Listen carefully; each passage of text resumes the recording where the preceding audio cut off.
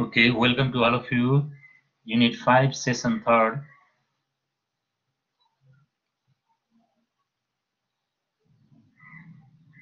We have been discussing the different commercial laws, two laws that we had already discussed, that Interstate Enterprises Act and Foreign Investment and Technology Transfer Act.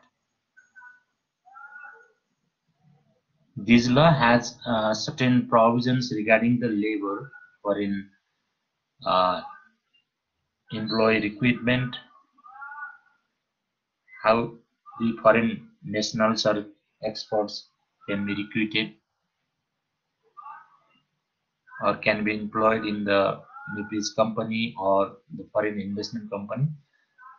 There are limited provisions that we will be dealing today's session, the Labor Act, the major provisions that is new, which is a new act,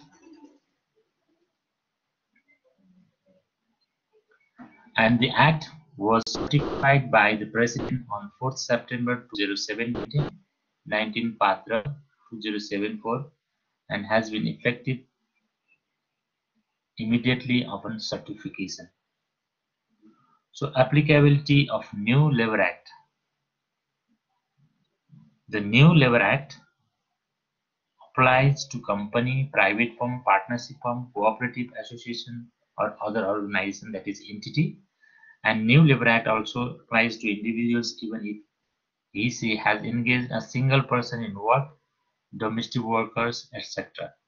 So it has widely covered the area which was not covered by the previous act. So that is, there was the previous act 2048 strongman 2048, and we have now regulations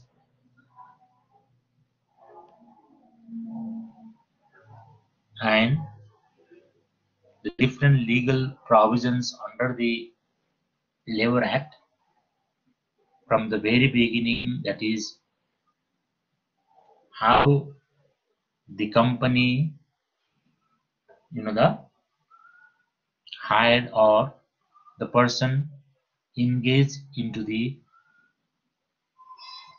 company or entity as an employee, and what are their facilities,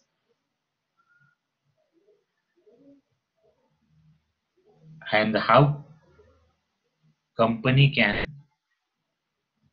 terminate the service of the employment or term of office, what are the misconducts and what are the actions can be taken by the employer, the company.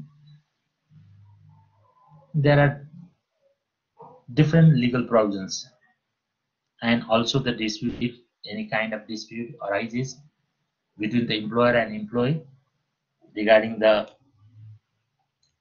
employment service facilities and their interest and rights, if there is any dispute, and the dispute resolution mechanism has been also stated in the act. So entity registered in foreign country but engaged in promotion of business, sales of its products or other works in Nepal, section 90. So the Labor Acts, when we talk about the Labor Act, there are mainly key players we find the employer, employee, government and labor management system, and there is a labor office and government authorities to regulate that matters. So new act has inserted the different new legal provisions which was not stated in the previous act. So the new act has repealed the previous act, that is Labor Act 1992, which was applicable only to entity having 10 or more employees or workers, but new act there is no head count threshold. So पहिलाको ऐनले चाहिँ 10 जना भन्दा कतिकोमा labour act लागू नहुने भनेर head count गरेको थियो भने अहिले न्यू एक्टले सो इभन सिंगल वर्क हैन एउटा व्यक्ति डोमेस्टिक वर्कर्स समेतलाई कभर गरेको छ where 10 or more employees are engaged, that is the section 15(3) consultation with authorized trade union or labor relation committee or keeping the employees in reserve for more than 15 days. Section 111 formation of labor relation committee, 116 formation of collective bargaining committee for the collective bargaining issues हैन so collective सामूहिक सौदाबाजी सामूहिक हकहितसँग सम्बन्धित काम कुराहरुको लागि चाहिँ collective bargaining कमिटीको व्यवस्था पनि गरेको छ सो लेबर रिलेसन कमिटीको पनि व्यवस्था गरेको छ labour एक्टले and the section 142 to 7 days period to present clarification regarding the performance of the employee अब इम्प्लोयीलाई हटाउने राख्ने कारबाही गर्ने अथवा कुनै कानुनी कारबाही चलाउने हो भने त्यसको लागि so act has clearly stated the legal provisions there you find in labor act so you have to visit the related section regarding the classification of employment हैन employment को विभिन्न प्रकारहरुलाई अहिले क्लासिफाइड गरेको छ जुन पहिलाको ऐनमा थिएन र from the first day पहिलो दिनबाटै उले पाउने सुविधाहरु जुन सुविधाहरु पाउँछ सबै सुविधाहरु चाहिँ पाउने व्यवस्था गरेको छ अहिलेको new एक्टले in case of 20 or more employees are engaged in any entity as per section 74 there shall be the permission of safety and health committee अहिले श्रमिकहरुको हक हितको लागि चाहिँ विशेष ध्यान दिएर ऐनमा व्यवस्था गरिएको छ सेफ्टी मेजर्सको कुराहरु छ उनीहरुको हेल्थ अनि उनीहरुको लाई दिने सेवा सुविधाहरु उनीहरुको हक हितको लागि फोकस गरिएको छ है अहिलेको ऐनले धेरै कुराहरु ल्याएको छ जुन पहिलाको ऐनमा थिएन सो यसको यो कुन एरिया अथवा कुन क्षेत्रमा लागू हुँदैन त श्रम लागू हुने लागू नहुने क्षेत्र भनेको सिभिल सर्भिस जुन निजामती सेवाहरु हुन्छ Nepal army Nepal police or armed police force entities incorporated under the other prevailing laws or situated in a special economic zone to the extent separate provisions are provided that is विशेष औद्योगिक क्षेत्र आर्थिक क्षेत्र अन्तर्गत स्थापित उद्योगहरुमा छुट्टै विशेष ऐन अनुसारको व्यवस्था रहेकोमा चाहिँ लेबर एक्ट लागू हुँदैन सो लेबर एक्ट भित्रै पनि चिया बगानमा काम गर्ने पर्यटन हैन विभिन्न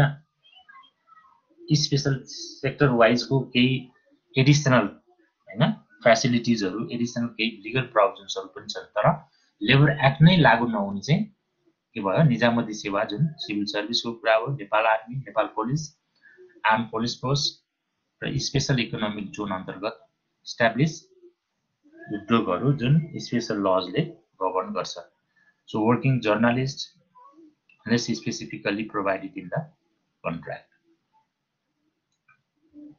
so this area are excluded by the labor act and where the labor act does not apply so the new act has classified the different types of employment अब रोजगारीलाई पनि विभिन्न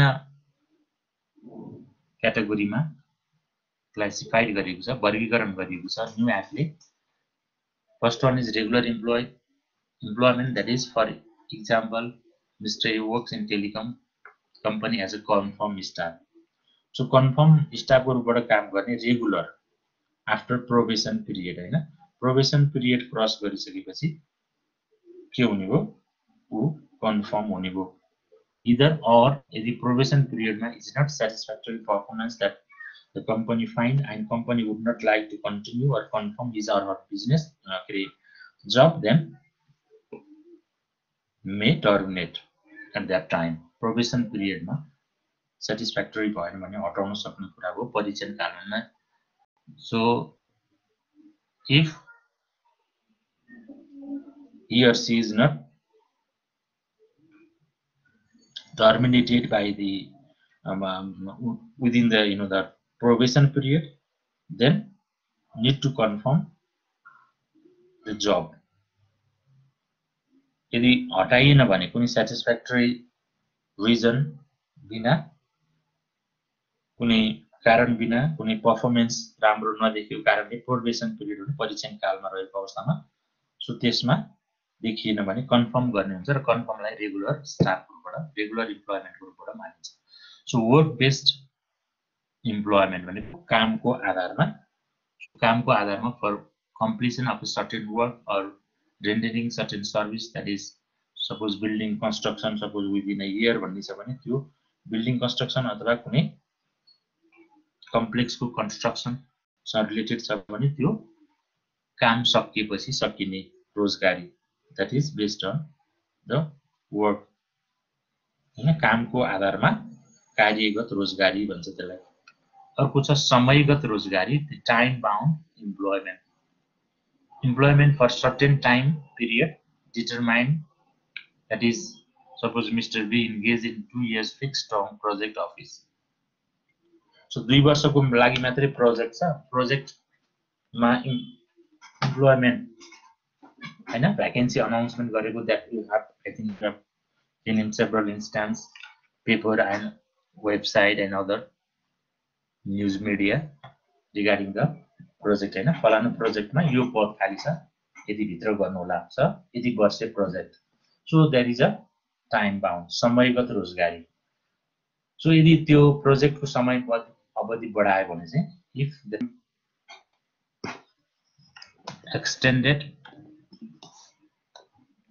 extended by the project, then up to that extended time the employee is entitled to engage in that employment service, that is time bound employment. Casual employment त्यो चाहिँ आकस्मिक रोजगारी, कुनै काम तुरुन्तै केही गर्नुपर्ने भयो, सो आकस्मिक रोजगारी. Employment for 7 or less days in a month. Mr. A engaged to renovate a room within 5 working days, for example. हैन, सो एक महिनामा 7 दिन भन्दा कम, 7 दिन असोभन्दा कम अवधिको लागि कुनै सेवा प्रदान गर्न वा काम गर्न सम्पन्न गर्ने गरी दिएको रोजगारी, that is casual employment. Part time employment, आंशिक रोजगारी. So employment for 35 or less hours in a week. Mr. A works 3 hours a day for a consultancy service providing office. So part-time worker, that is section 19 to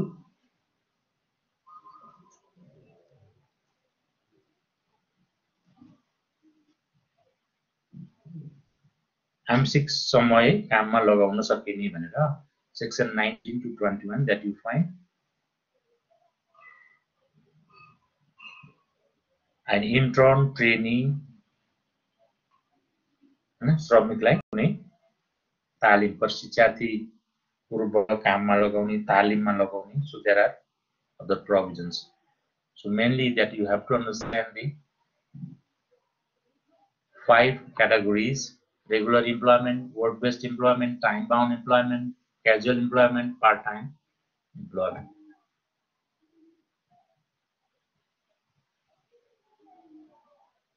Recruitment of foreign nationals.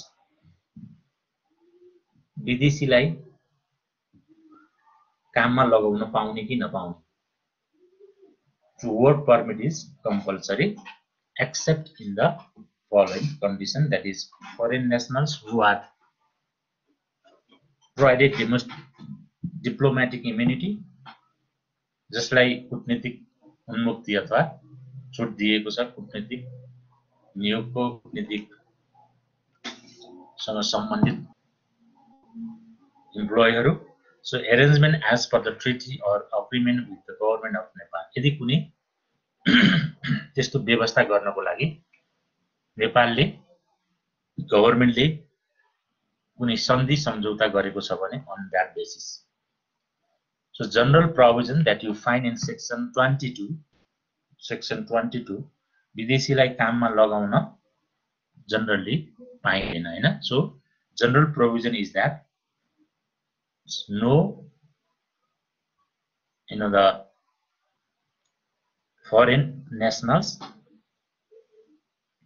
can be recruited in the company which is running in Nepal or establishing in Nepal. So yes, there are certain conditions. If such conditions are fulfilled or prerequisites are fulfilled, then law allowed to recruit or hire the foreign nationals in employment service of the concerned company. So firstly,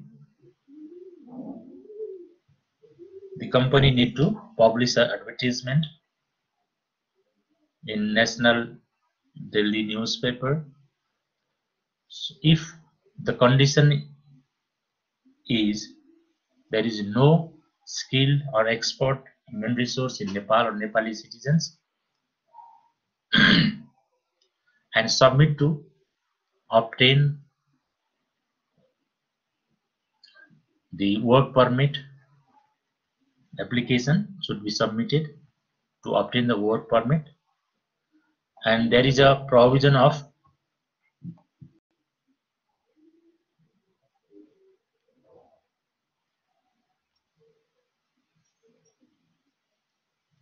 दक्ष नेपाली कामदारलाई दक्ष बनाएपछि अथवा एक्सकिल बनाएपछि so the concept चाहिँ के छ भन्दाखेरि generally विदेशीलाई Nepali कम्पनीमा काममा लगाउन अनुमति छैन, तर सर्टेन कन्डिसन सर्टेन अवस्थाहरुमा जहाँ चाहिँ नेपाली एक्सपर्टहरुबाट त्यो काम सम्पन्न गर्न सकिँदैन. So if that condition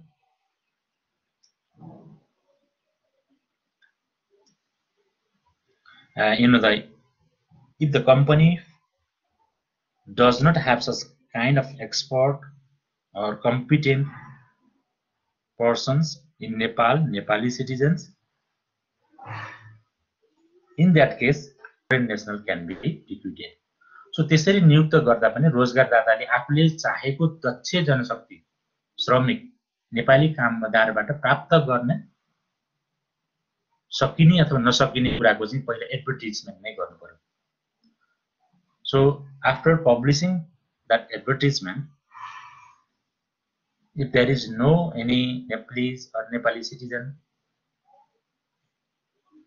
found out such the expertise or skill manpower which is required to recruit in the company, then having that proof or the prerequisite which has already fulfilled त्यो कुरा गरिसकेको भन्ने कुरा देखाएर विदेशी श्रमिकलाई काममा लाउन श्रम इजाजतको लागि विभाग समक्ष निवेदन दिनुपर्छ. कसले? कम्पनी. सो मैले विज्ञापन पनि प्रकाशित गरेँ, सबै प्रक्रिया पूरा गरेँ, तर नेपाली नेशनल्सबाट त्यस्तो एक्सपर्ट नेशनल्स चाहिँ पाउन सकिन अथवा इम्प्लोइ पाउन सकिन भनेर so the company need to file applications for the permission विभागमा. अब त्यसरी निवेदन प्राप्त भएपछि so if it is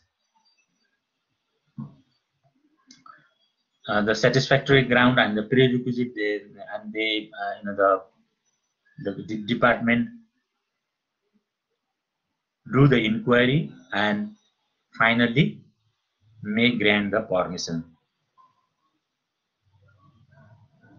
तर उसले के भन्छ भने विभागले पनि त्यो जुन एक्सपर्ट विदेशीलाई रिक्रुट गर्न अनुमति दिँदै गर्दाखेरि पनि सो मे सेट सच कन्डिसन र विदेशी नागरिकलाई चाहिँ स्वदेशी नागरिकलाई नेपालीलाई त्यो किसिमको स्किल र दक्षता बनाउने गरी क्रमशः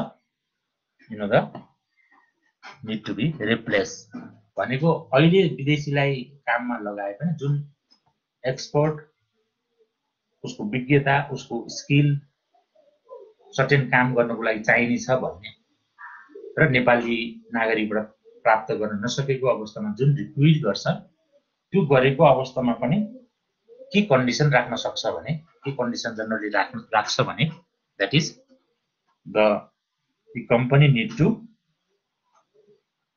product such kind of the export Nepali national and need to replace उसलाई चाहिँ रिप्लेस गर्नुपर्छ सधैँ राख्ने होइन okay so there is a legal provisions under the Labor Act section 22 that you have to visit. Entity with foreign investment or operating on foreign aid. अब यदि विदेशी लगानी र विदेशी कुनै सहयोग दात्री कुनै सहयोगबाट सञ्चालित उद्योगहरू कुनै निकायहरू छ भने त्यस्तोमा चाहिँ त्यो उनीहरूले रेकर्ड गरेर अभिलेख गरेर के गर्न सक्छ रिक्रुट गर्न सक्छ work permit for technicians deployed in work for less than 3 months for repairing any machinery or installing new technology or similar casual work is provided simply by recording. So यस्तो कन्डिसनहरुमा चाहिँ अभिलेख गरेर रेकर्ड गरेर चाहिँ त्यो जुन अघि हामीले भनेको लेबर एक्टको प्रक्रिया पूरा नगरी पनि राख्न सकिन्छ. सो कन्डिसन एउटा चाहिँ विदेशी लगानीले सहायतामा सञ्चालित निकायहरुको हो, अर्को केही समयको लागि एकदमै लेस हैन थोरै समयको लागि कुनै टेक्निशियन कुनै टेक्नोलोजीको इन्स्टलेसन गर्नु पर्यो अथवा केही एक्सपर्ट अथवा स्किल बेस्ड कामहरु जुन नेपालीले गर्न सक्दैन त्यो गर्नु पर्यो भने चाहिँ so by recording. So employment agreement that is stated in section 25, 26 and 27. So as per the law त्यो नेपाली र विदेशीलाई जुन विदेशीलाई रोजगारीमा राखिन्छ नि त्यसको लागि सम्झौता गर्नुपर्ने व्यवस्था र त्यो भाषा चाहिँ बुझ्ने भाषामा श्रमिकले बुझ्ने भाषामा हुनुपर्छ, सम्झौता हुनुपर्छ. सो पारिश्रमिक दिँदा परिवर्तित विदेशी मुद्रामा लैजान पाउने कुराहरू चाहिँ श्रम इजाजत प्राप्त नेपालीले के रे विदेशीले नेपालमा काम गरे बापत पारिश्रमिक रकम विदेशी मुद्रामा उसको देशमा लैजान पाउने कुरा हुन्छ. ओके सो अरु शर्तहरू terms and condition and facilities that should be stated in the agreement. त्यो चाहिँ not less than the prevailing laws. अब अहिलेको हाम्रो जुन कानुन छ लेबर एक्टले गरेको सुविधाहरू दिने जुन मापदण्ड सेवा सुविधा हैन सामाजिक सुरक्षाको कुरा हैन उपदान सञ्चय कोष र विभिन्न देश लेबर एक्टले प्रोवाइड गरेको छ त्यस्तो तोकिएको मापदण्ड हो के. So prescribed standard and that is not less than the standard है त्यो अनुसार घटी नहुने गरी के गर्न सक्छ समयगत र कार्यगत रोजगारीको लागि सम्झौतामा त्यो कुराहरू स्टेट गर्न सक्छ लेख्न सकिन्छ. कसलाई गर्दा विदेशीलाई. सो हामी यहाँ कुरा गरिरहेका छौं विदेशी नागरिकलाई नेपालमा काममा लगाउने कुराको प्रक्रियाको कुरा. Okay so outsourcing supplier and main employer. So outsourcing को लागि अहिले लमा नै के व्यवस्था गर्यो भन्दाखेरि कम्पनी दर्ता हुनुपर्ने. जस्तै कुनै कम्पनी जुन कम्पनी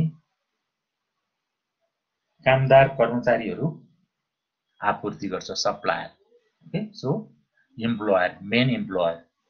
अब सप्लायर एउटा भयो, इम्प्लोयर एउटा भयो हैन, जो चाहिँ that is stated in new act. पहिलाको ऐनमा यो कुरा थिएन है. So as prescribed by the ministry by publishing a notice in Nepal Gazette upon the recommendation of Central Labour Advisory Council for the work other than core works of entity, need to conclude the agreement with supplier for outsourcing and entitled to minimum remuneration and facilities. Main employer must obtain the employees from the licensed labor supplier, which must be legally incorporated as company as per prevailing laws. So जुन employee supplier छ नि आपूर्तिकर्ता company, त्यो चाहिँ कम्पनीमै दर्ता भएको हुनुपर्छ, licence लिएको हुनुपर्छ त्यो कामदार कर्मचारी सप्लायर आपूर्ति गर्ने भनेर. ओके, सो अनुसार मेन इम्प्लोयर भनेको जुन कम्पनीमा चाहिँ काम गर्नुपर्ने हो त्यो चाहिँ मेन इम्प्लोयरले सप्लायरसँग एग्रिमेन्ट गरेर के गर्छ, त्यो इम्प्लोयर हो के गर्छ, रिक्विट गर्छ अथवा प्राप्त गर्छ. So supplier must have fulfilled the certain obligations while the job of supplying and concluding the agreement with employer. So employer र supplier को यहाँनिर फेरि के हो, certain obligation responsibility हुनु भयो हैन. मिनिमम स्ट्यान्डर्ड कन्ट्र्याक्ट गर्नु पर्यो जुन चाहिँ लेबर एक्टले तोकिएको शर्त सुविधा भन्दा कम्ती नहुने गरी. ओके, कम्ती नहुने गरी. So no person may be engaged in works without providing an employment agreement to the employer. So new act has clearly stated that तपाईले रोजगारीमा कोही व्यक्ति रोजगारीमा जान्छ भने त्यहाँ एग्रिमेन्ट हुनै पर्यो. एग्रिमेन्ट कस्तो हुनु पर्यो, सो न्यूनतम मापदण्ड लेबर एक्टले तोकेको न्यूनतम मापदण्ड भनेको so not less than that. अब तपाईले एग्रिमेन्ट त गर्दैन तर सेवा सुविधाहरु चाहिँ कमी गरी एग्रिमेन्ट गरेर आउनु हो भने that is not valid agreement, right? So that is against the provision of the section 3 of the labor act. भनेको लेबर एक्टलाई चाहिँ के भन्यो भने मिनिमम स्ट्यान्डर्ड एक्टको रूपबाट मान्यो के. So the act has been recognized as a minimum standard act. Whatever the the facilities, concession, securities to the employee that is provided by the law. So no agreement can be concluded, the granting the facilities and terms and conditions less than the Labor Act. Labor Act को भन्दा कम्ती हुने गरी.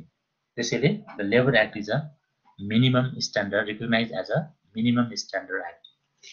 A written employment agreement is not required for casual employee. अब आकस्मिक रूपमा काम गर्नेको हकमा चाहिँ यो अग्रिमेन्ट आवश्यक पर्दैन. The employment agreement should specify the remuneration and other facilities of concerned employee and the terms and conditions of service.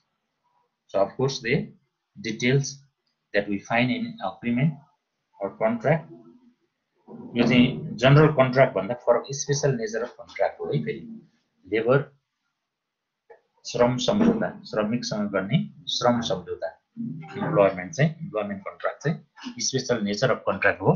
So it is different than the general type of contract which is regulated and which is stated in contract act. हामीले contract एक्टमा जुन general agreement भन्छ त्यो भन्दा special नेचरको हुन्छ र certain terms and condition, फ्यासिलिटीज हैन, उसको टर्म अफ अफिस हैन, सो सबै कुराहरु all the matters which are related to the employment or service, that matters should be stated in the agreement or contract, and which is not less standard than the standard stated in the Labor Act. The employment agreement may provide for benefits to be provided to the managerial level employee in lieu of any overtime hours he is required to work. So probation period that we find in section 13. shortening the from 1 year पहिला 1 वर्षको थियो अहिले 6 महिना working hour 8 hours a day and 24 hours a week. So these are general provisions regarding the maximum overtime 4 hours a day and 24 hours a week, previously 20 hours a week. So overtime section 31 1.5 times the basic remuneration. So break, there is time, the break time that is stated in new act, 30 minutes break after working 5 hours, where the work can be interrupted, where the work cannot be interrupted, break is arranged in shifts. So remuneration, minimum remuneration, there is a minimum remuneration fixation committee. Yeah? So basics आधारभूत अथवा न्यूनतम पारिश्रमिक निर्धारण समिति र गभर्नमेन्टले पनि त्यसलाई के गरेको छ, अथोरिटी दिएको छ. Okay, so government has given authority to fix that such kind of the remuneration, minimum remuneration, it can be fixed by the committee, and there is a committee formation and the the institutional mechanism that we find in the law that is provided, and the minimum salary not less than that the employer and employee engage into the contract. So the employer must guarantee that the minimum remuneration and facilities as stated in law. So increment once a year at the rate of half the basic remuneration or salary. So there is a talab bridhi, minimum talab bridhi. Okay, so that is stated in Labor Act. So payment of remuneration to workers engaged in work for less than a month within 3 days from the date of completion of the work. Workers in casual employment upon the completion of the work. So other employee, the payment period should not exceed 1 month. So festival expenses amount equivalent to 1 month's basic remuneration once a year. So leave and holidays, weekly, holiday 1, public holiday, annual leave, sick leave, morning leave, maternity leave, paternity leave. Also paternity leave should be in new act, right? So चुटकेरी हुँदाखेरिको विधा. So these are facilities. So facilities like अहिले as per equivalent to the rights. अब यो rights हो कि अधिकार हो कि सुविधा हो, सुविधाको रूपमा भने पनि यसलाई if there is any kind of breach, any kind of non-fulfillment of these, the minimum standard by the employee can file a case or raise that issue to before the employer, and employer fails to settle such dispute, then there is a jurisdiction to settle a dispute, individual dispute, by filing the application to the concerned office. Labor office is there, right? So there is a dispute settlement mechanism, right? So dispute settlement mechanism मा चाहिँ collective bargaining सामूहिक र व्यक्तिगत विवादको कुरा छ.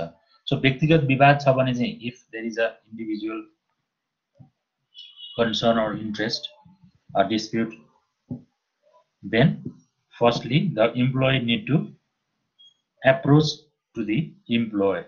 Employer सँग नै पहिला उले approach गर्नुपर्ने हुन्छ, application दिनुपर्ने हुन्छ, र यदि employerले so within a certain time period मा त्यो सेटल गरेन र employeeले रोजगारी श्रमिकले if would like to file application to the office मा पनि दिन सक्छ, र अफिसमा दिएपछि अफिस भनेको लेबर अफिस है, कार्यालय, श्रम कार्यालय. सो रोजगारदाताबाट त्यो विवाद समाधान भएन, एड्रेस भएन, सुनवाई गरिएन भने सो उसले कार्यालयमा दिन सक्छ र कार्यालयले त्यसलाई एप्लिकेसन परेपछि so office may asks to the employer to present there and to submit the required documents or the relating to the dispute, हैन, विवादसँग सम्बन्धित कागजहरू अथवा कुनै प्रुफहरू छ भने सो माग्न सक्ने हो। सो त्यसपछि सो कार्यालयले त्यो विवाद समाधान गर्ने हो, त्यसो निर्णय गर्न सक्ने हो। आफ्टर देन यदि if the parties doesn't agree that the decision made by the office, there is a provision to file an appeal to the labor court. So labor court is there to look upon that matters which is decided by the labor office, or regarding the matters the company or employer, if the employer terminate the service of the employee, then in that case, or not granting or providing the facilities and that is stated in Labor Act, जस्तै कुनै सुविधा दिएन, graduate form कुरा दान सञ्चयको दिनुपर्ने सुविधाहरू दिएन भने त्यो विषयमा पनि यदि इम्प्लोयरले रोजगारदाता कम्पनीले गरेको निर्णय उपर so the employer can file appeal to the officer in the case of termination, है, उसको सेवाबाटै हटाइदियो हैन न, उसको जबबाटै हटाइदियो, निकालिदियो भने त्यो बेलामा so the employer has a option to file or legal remedies that is granted by the Labor Act to the Labor Court. So Labor Court मा त्यो डिसिजन इनभ्यालिडेट गर्नको लागि जान सक्छ। अब कलेक्टिभ सामूहिक विवादहरूको समाधान गर्ने पनि so there is a procedure, there is a process, and the union is there on the one hand, and on the other hand management team of the company. So 10 जना वा सोभन्दा बढी श्रमिक रहेको प्रतिष्ठानमा चाहिँ सामूहिक सौदाबाजी समिति रहनेछ भनेको छ। सो 10 जना भन्दा तलको केसमा चाहिँ यो कलेक्टिभ बार्गेनिङको प्रोभिजन एट्र्याक्सन हुँदैन, doesn't apply. Okay, so in that case more than 10 or 10 employee has been working in the particular company or entity, that there must have the collective bargaining committee, एउटा union हुनै पर्यो, collective bargaining so committee नै हुनु पर्यो। प्रतिष्ठानको निर्वाचित आधिकारिक trade union भनेको इलेक्टेड ट्रेड युनियन को तर्फबाट so they may select the representative to negotiate the matter. यो चाहिँ कलेक्टिभ इस्युको कुरा गरिरहेको छु मैले, कलेक्टिभ बार्गेनिङको। सो त्यसपछि क्लेम गर्ने हो। अब म्यानेजमेन्टको बाट पनि त्यो कुरा आउने हो भनेको कम्पनीको म्यानेजमेन्टबाट, प्रतिष्ठान स्तरकोबाट, र आपसी सहमतिमा त्यहाँ वार्ताको प्रतिनिधिहरू, नेगोसिएसनको रिप्रेजेन्टेटिभहरू अपोइन्ट हुने भए, रिप्रेजेन्ट गर्ने भए, र त्यो पश्चात के हुने भयो, त्यहाँनिर छलफल हुने भयो। ओके, सो छलफल र सामूहिक सौदाबाजीको के हुने भयो, कन्ट्र्याक्ट हुन सक्ने हो।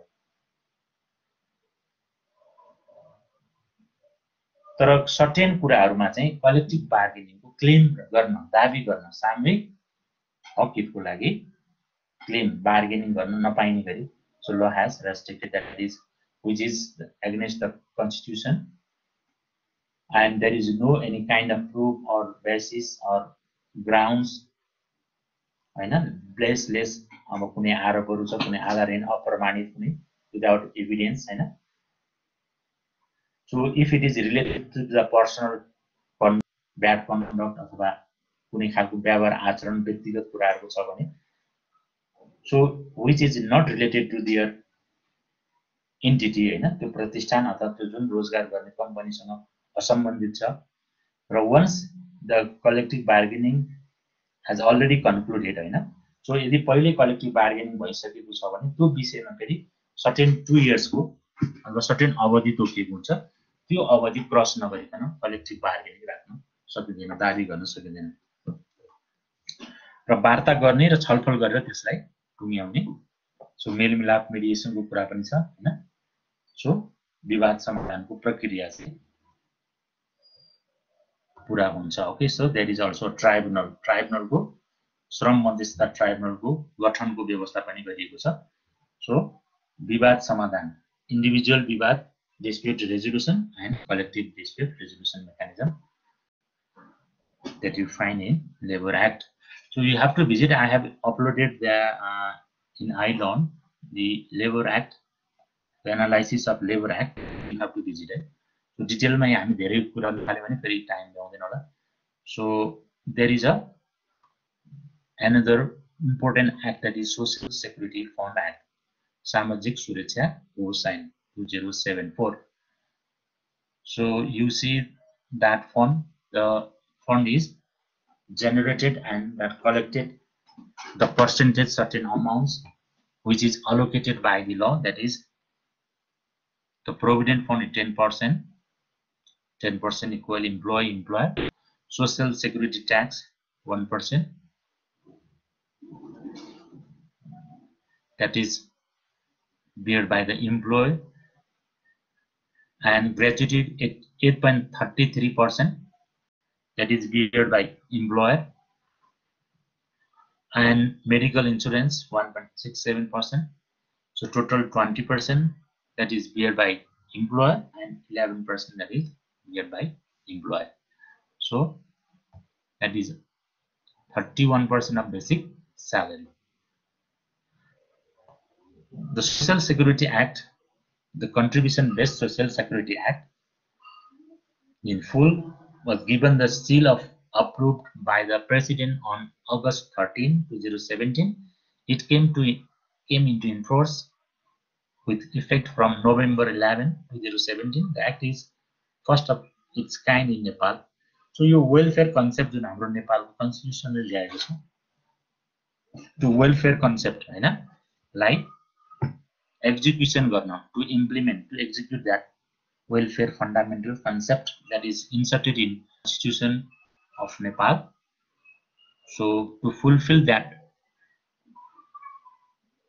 the concept and objectives of social welfare society and social welfare, we have the Social Securities Fund Act and regulation also.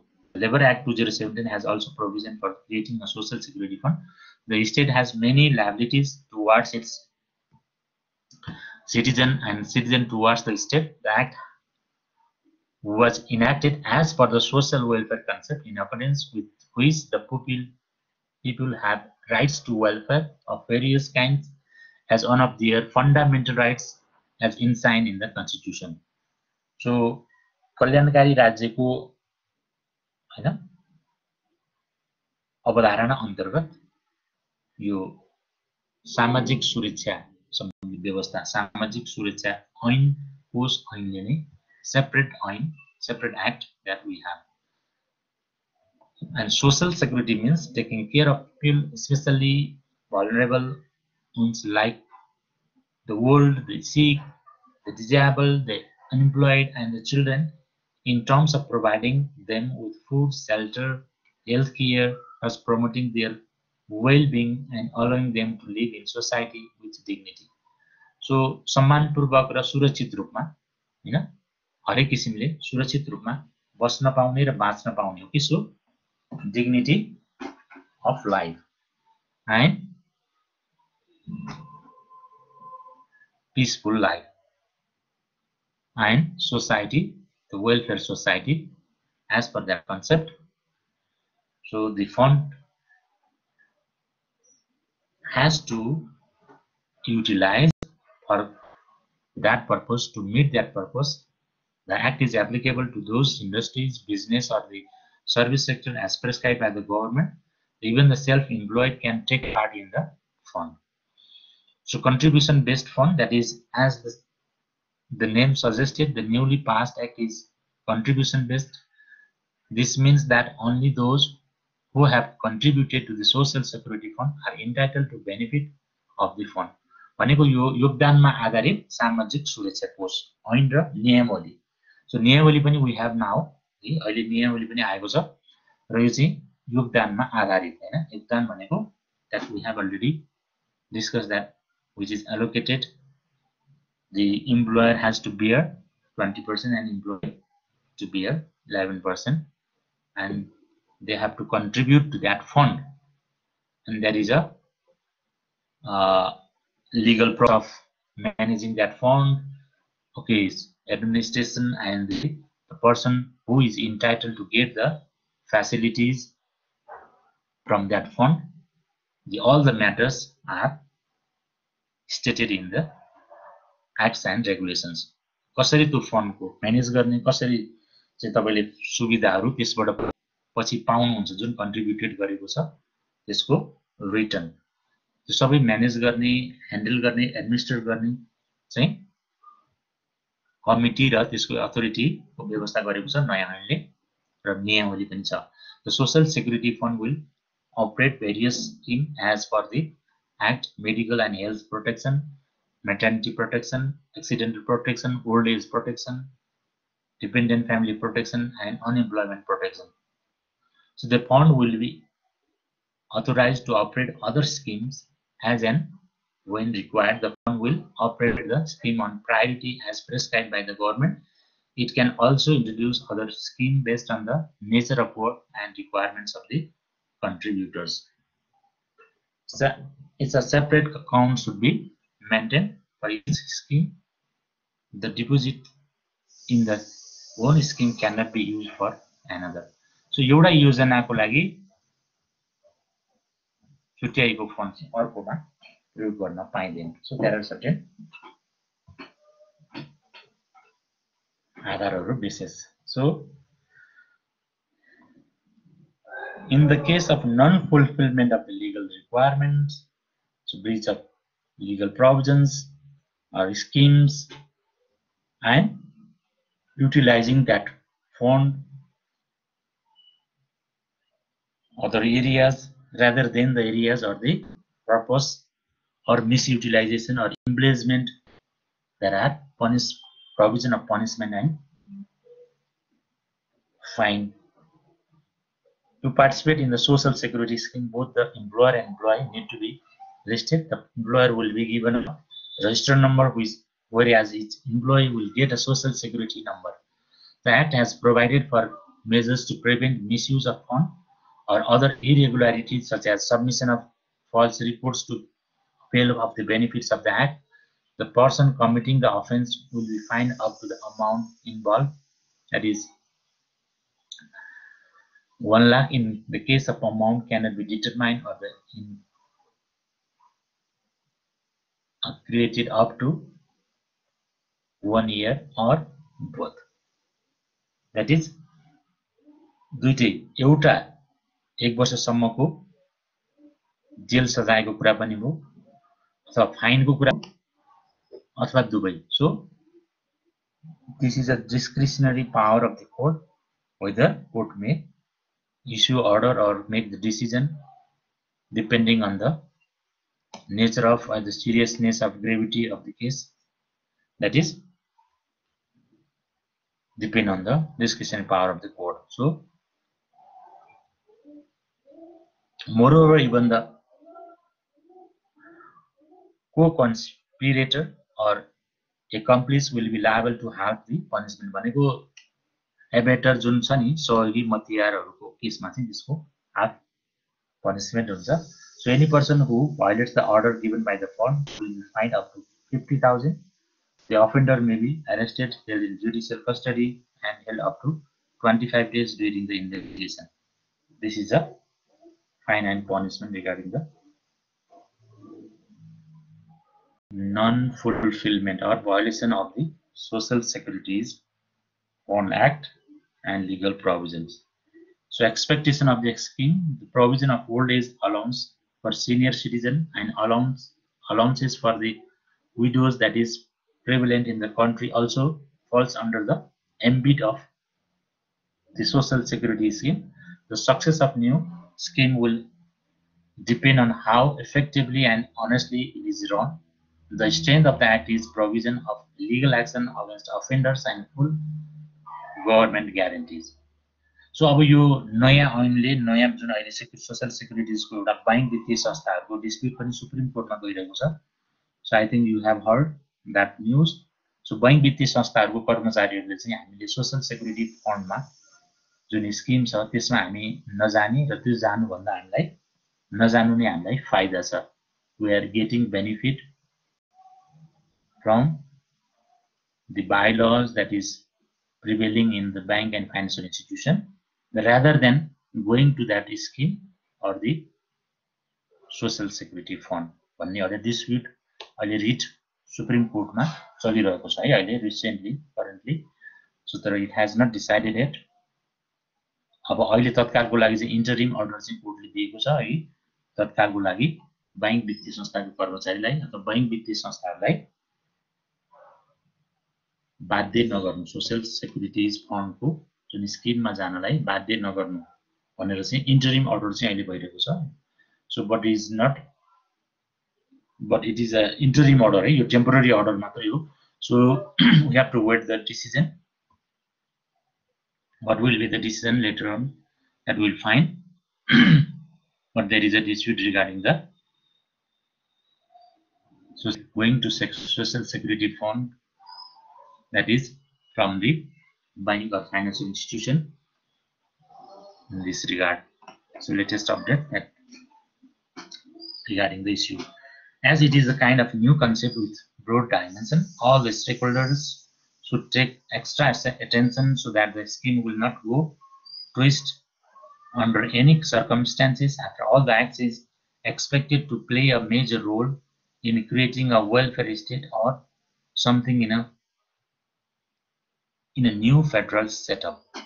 So अहिलेको संघीय गणतन्त्रात्मक राज्य व्यवस्थाले यो सोशल वेलफेयरलाई फोकस गर्दै यो सोशल सेक्युरिटिज एक्ट एन्ड यसको फन्डको म्यानेजमेन्ट र यसको इन्भल्भमेन्टलाई चाहिँ इन्करेज गरेर सबैलाई के गरेको छ, announce that to engage to contribute that fund and to engage to involve that fund that is stated by the government and government expectation. So however that the modalities, the certainty, predictability matters and the assurance is required by the government or guarantee that makes sure that the employee or the employer they deliberately would like to willing to join that into that fund. So these are the matters that we can analyze, pros and cons.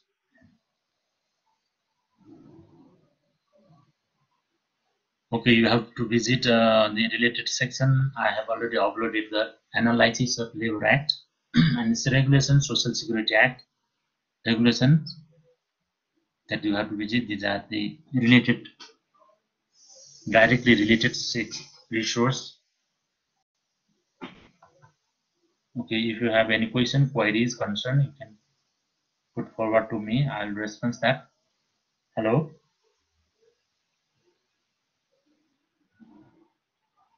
So no questions. Okay. Okay, thank you so much, all of you. Have a nice day. This session is over. Okay. Thank you. Bye bye. Take care. Thank you, sir. Have a nice day. Yes. You too.